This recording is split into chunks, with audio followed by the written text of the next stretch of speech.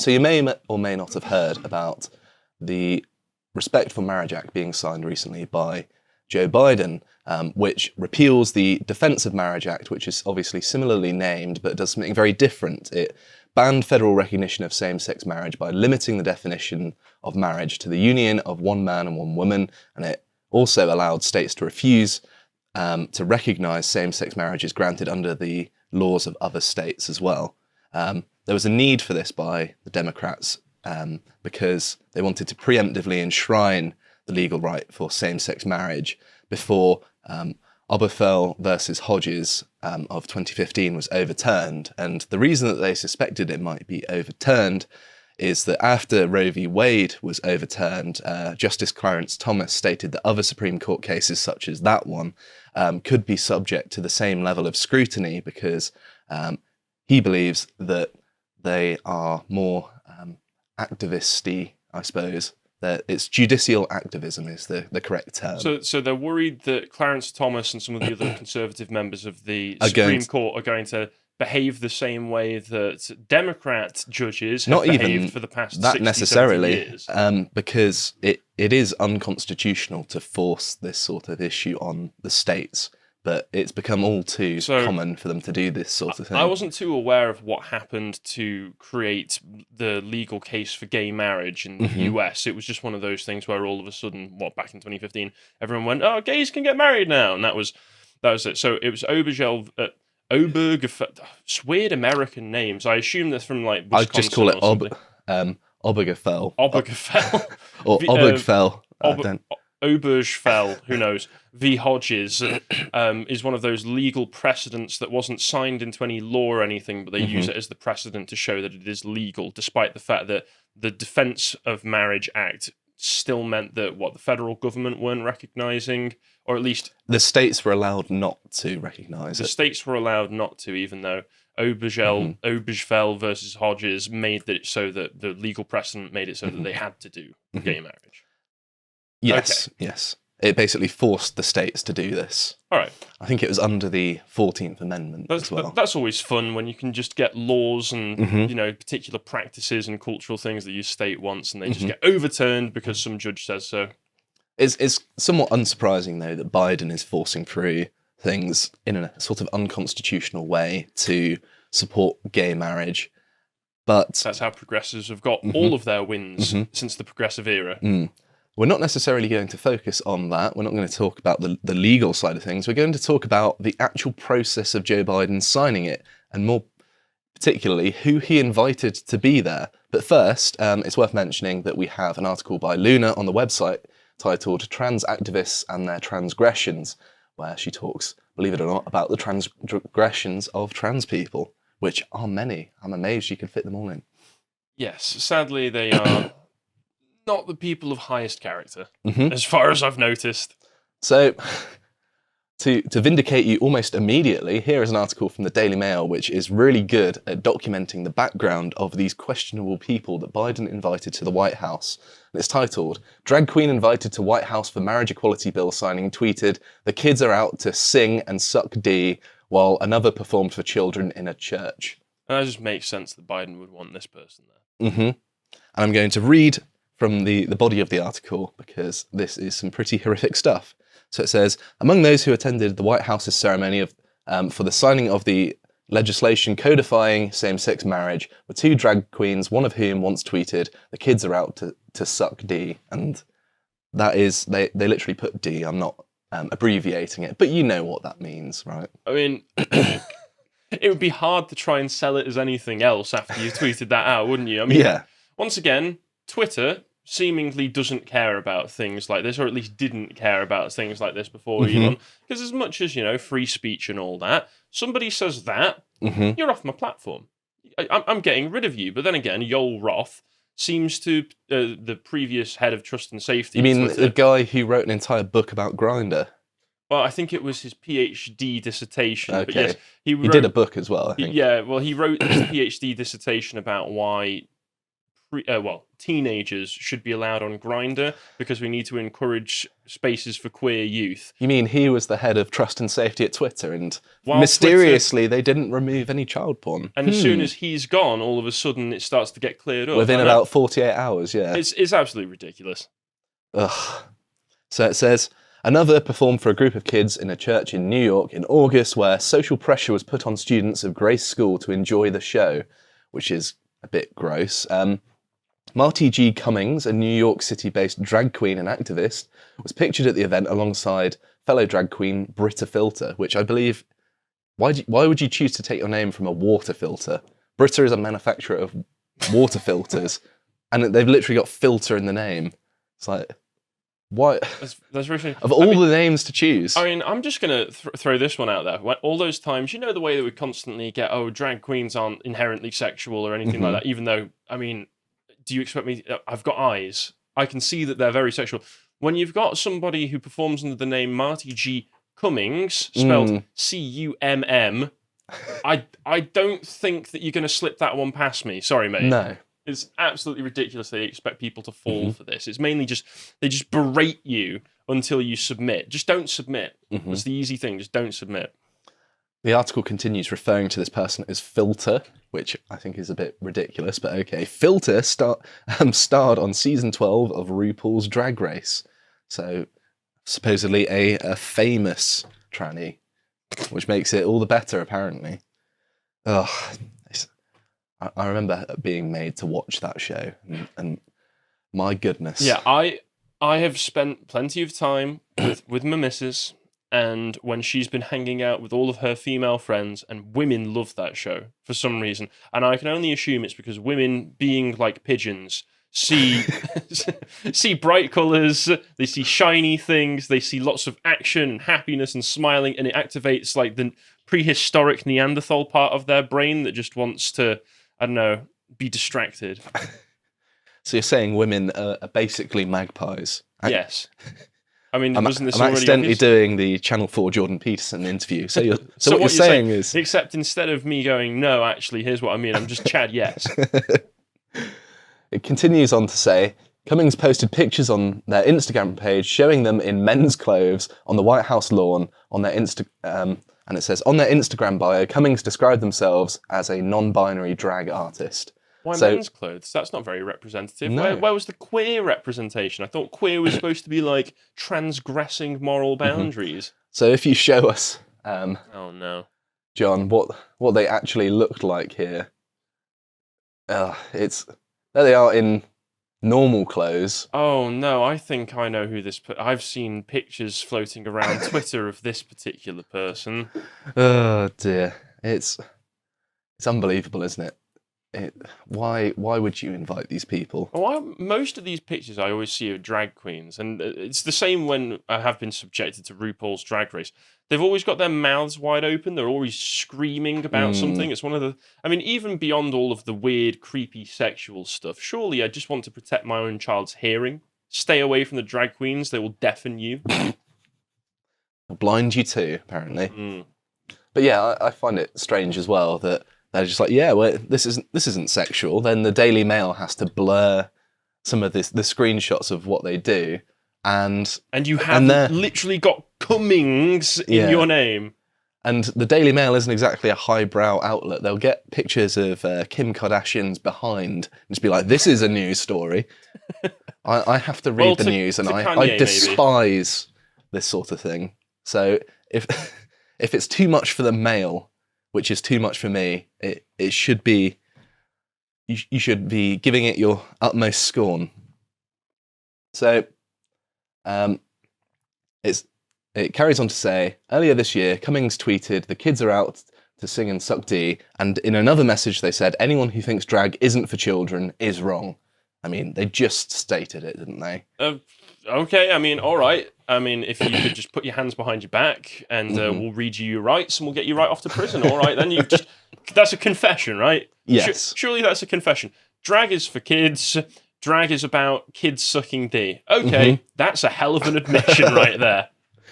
It's amazing that, you know, back in the day, people used to do background checks to see who's going to the White House. Apparently just openly inviting people who are signalling paedophilia. It distresses me that there are some parents that are either stupid enough to fall for all of the rhetoric, degenerate and immoral enough to actually think that this is good for their children, or pathetic and cowardly enough to just let themselves be browbeaten into it. Because, like, I'm sorry, this is very weird, isn't it? All I need is a Netflix logo and a black and white filter, and this is the start of a true crime documentary, okay? That's what's going on here.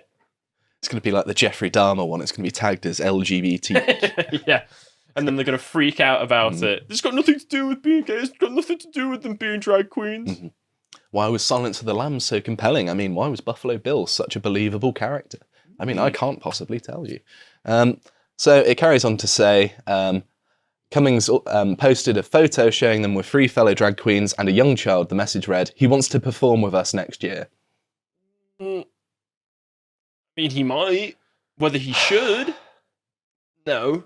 Are those really his own ideas? Do you think a young boy is just like, yes, I want to dress like a woman and just prance around?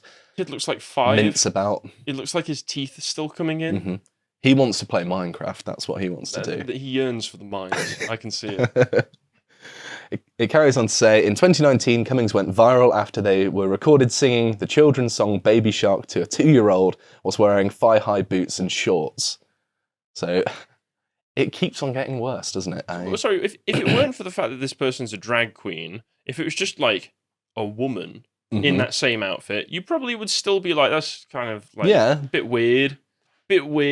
Also, Daily Mail, you can condemn this all you want, but if this person identifies as non-binary and you're respecting the pronouns by writing they instead of he, which would be actually accurate, you are falling into their trap and kind of tacitly endorsing this by respecting the pronouns. So next time you write about anybody who's non-binary, just use the actual correct pronouns, which is he or it as well. Yeah, actually, to be fair, I would like to see some its in there as well. Carries on to say, on December 13, they posted from the White House, proud to be a drag artist in politics with my sister, Britta Filter representing the White House for signing of the Respect for Marriage Act. Both performers are known for appearing for children at their controversial Drag Queen Story Hour. It just keeps on linking to other things, doesn't it? Yeah. Just a week ago, Cummings posted a photo at one such performance alongside the caption, despite what Conservatives say, this is a family-friendly event. This family-friendly event, is a way to spread joy, teach acceptance and love. Well, no, that's exactly what the Conservatives say it is. It's spread joy to the drag queens, teach acceptance, brainwash the children, and love, potentially molest the children. That's everything what the Conservatives are saying it should be. And also, once again, they can say, oh, it's not political. Proud to be a drag artist in politics. Wow, it's like you're a political activist or something.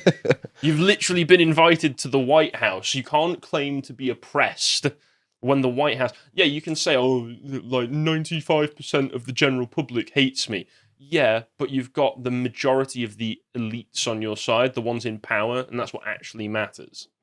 Isn't all of this drag queen stuff political anyway, really? It is linked to politics almost explicitly. I'm sure Connor would be able to give you a better rundown, but when you go back to like the early queer theorists like Gail Rubin, Judith Butler and stuff, they talk about queer ways of living being a way to try to insert this politics in where people don't expect it. It's a way to transgress moral and social boundaries, and it's basically just, if they shove it in your face, you've either got to react against it, at which point they'll just call you a homophobe or something, which is the sort of stuff that we get and loads of people get, or you accept it. Those are the only two reasonable responses.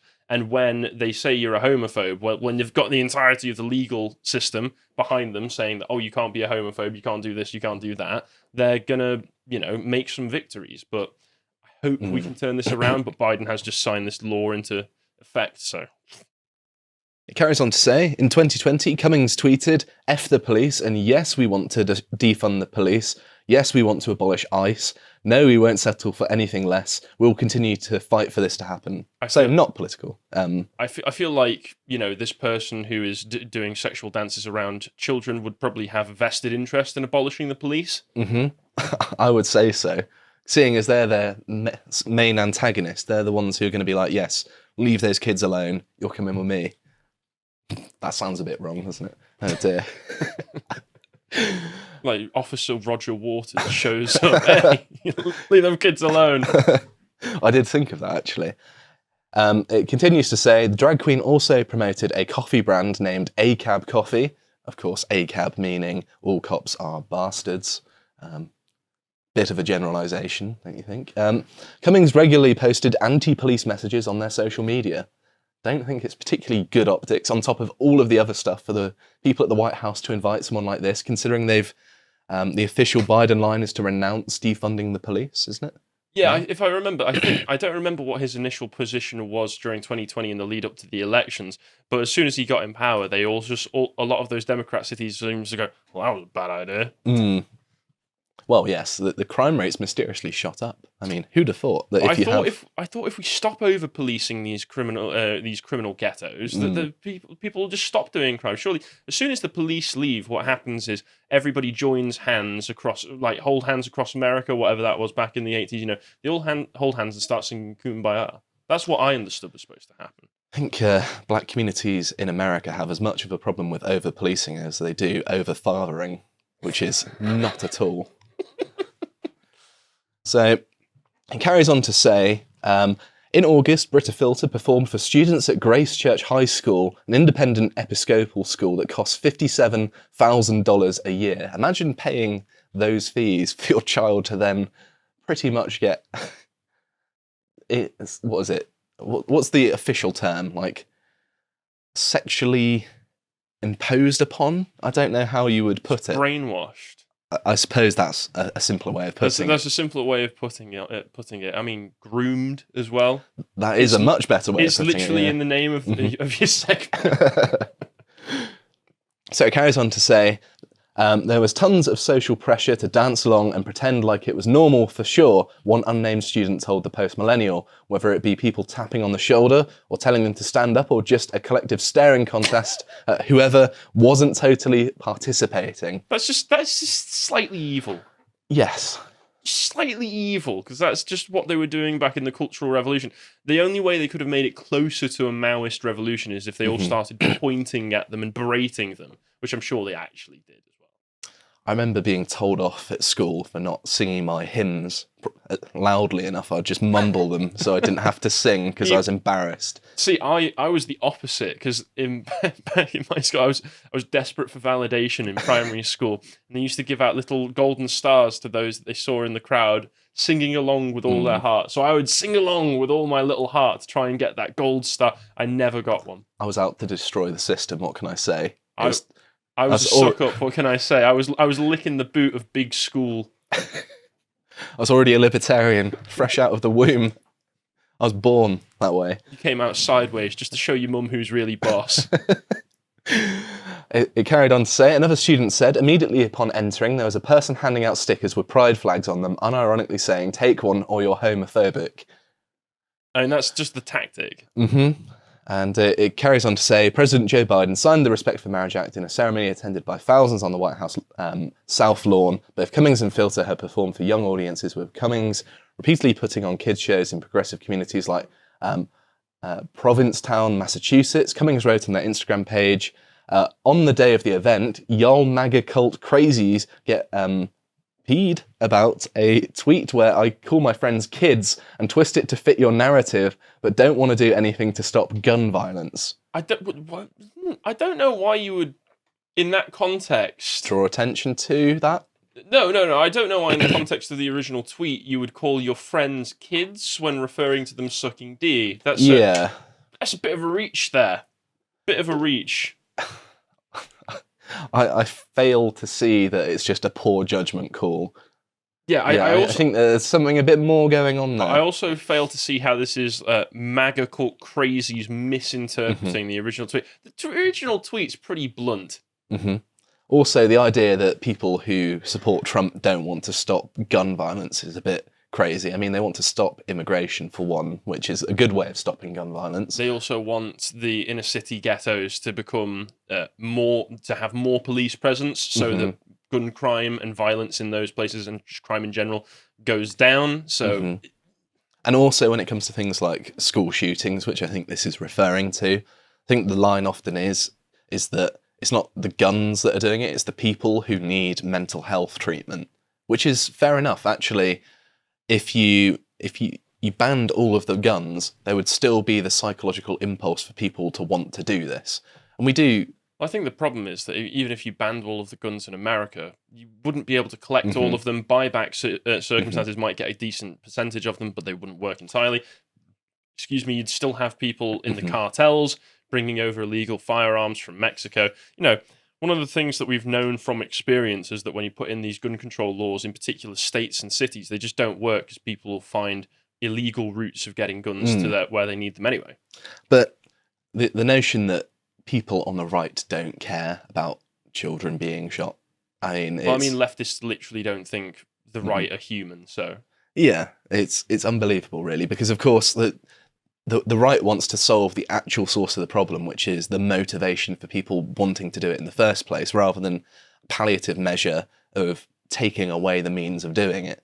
It's like preventing someone from committing suicide, not by giving them a will to live, but by removing all of the rope from their house. It's like, you're not really doing them much good. Yeah. I mean, it's better, it might be better than nothing in that particular instance, but still, you want to be going to the root cause of the problem, not attacking the means. These people are idiots. Yes, obviously. We know this. Sadly, they're powerful idiots. And they said, all the right has to go on is bigoted talking points, give it a rest, and stop sending me death threats, thanks. Not endorsing the death threats, but I am just going to suggest that maybe they would clear up if you stopped performing in front of children. That's all you need to do. And rescind your previous comments instead of just trying to obviously BS about them and say, oh, I was just referring to my friends as kids, just like everybody does. So I know we've covered this sort of degeneracy many times, but I thought it was very interesting, just the lengths in which it goes and the fact that it's in the highest office in the land. Although I do think that the office has been somewhat demeaned since its current dementia patient in Are you surprised that Biden's hanging out with such people? Are we sure they weren't exchanging tips? And you can take that. Is that a double entendre? It can be taken any way you want, baby. So yes, that's probably something you could have done without hearing, but there you go. You're welcome. We hope you enjoyed that segment from the podcast The Lotus Eaters, and we all wish you a very Merry Christmas. This year, a good gift might be a £5 subscription to access all of the premium content on our website, such as Bo's interview with the leader of Reform UK, Richard Tice, where he asks him all sorts of contentious questions I'm sure you'd wish to put to our potential future Prime Minister. And if you'd like to see all of the content that Bo is putting out, you can go over and follow him on Getter at BoDade. Thank you for watching, and goodbye.